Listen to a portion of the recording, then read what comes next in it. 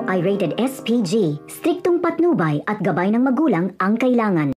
Dahil magkikita si Tanggol at Olga sa lugar nila Bubbles, ay dito malalaman ni Tanggol ang kalagayan ni Marites na wala na itong matirahan dahil pinalayas na ito ni Rigor at si Lena na ang ipinalit.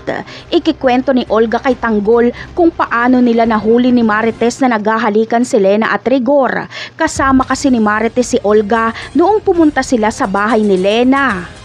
Kaya naman, gagawin ni Tanggol ang lahat para matulungan ang kanyang nanay. Dito na siya mapipilitang sumama o magtrabaho kay Marcelo.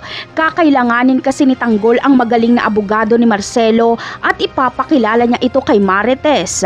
Ito ang hahawak sa kasong isasampa ni Marites at Tanggol kay Rigor at Lena. Sa una ay ayaw pa ni Marites na kasuhan si Rigor dahil para daw sa ikakatahimik ng lahat. Pero desidido talaga si Tanggol na maipakulong si Rigor. Hindi niya na kasi matiis ang kawalang hiyaan nito. Mapagtatanto naman ni Marites na tama si Tanggol kaya magkakaso siya. Ipaglalaban niya kung ano ang tama.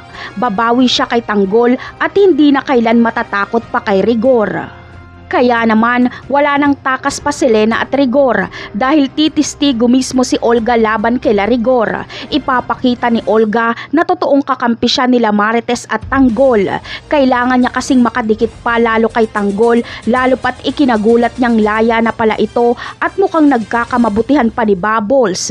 Napakarami pa nating dapat abangan sa mga susunod na episode. Paalam!